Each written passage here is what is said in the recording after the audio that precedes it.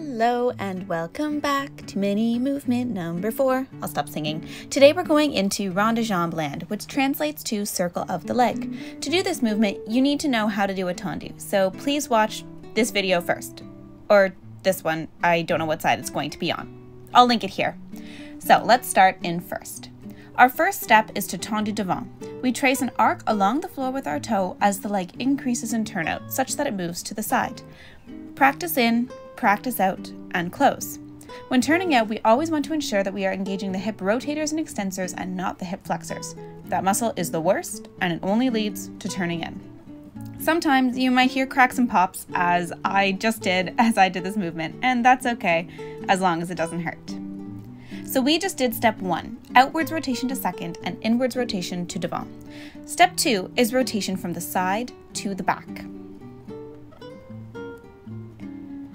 With this movement, we want to keep the hips level and front facing, meaning that the joint on the working leg side stays pointing forwards. Spiral the working side ribs forwards and turn out the legs. A full rond de jambe en dehors combines these movements, traveling in front to side to back, tracing an uppercase letter D along the floor, and closes to first.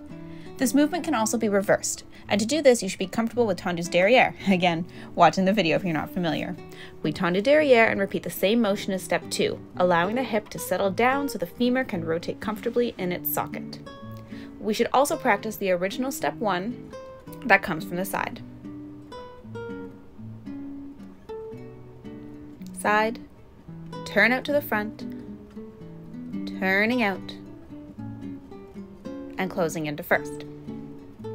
Putting it all together, we have a full rond de jambe en dedans, back to side to front. And there you have it. Now practice, practice, practice.